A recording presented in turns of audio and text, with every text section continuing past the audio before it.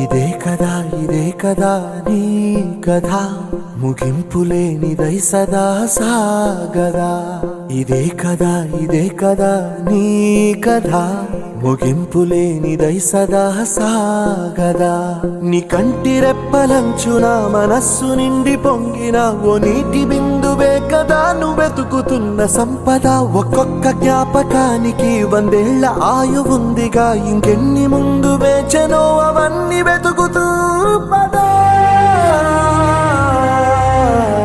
మనుష్యులందు నీ కథ మహర్షిలాగా సాగదా.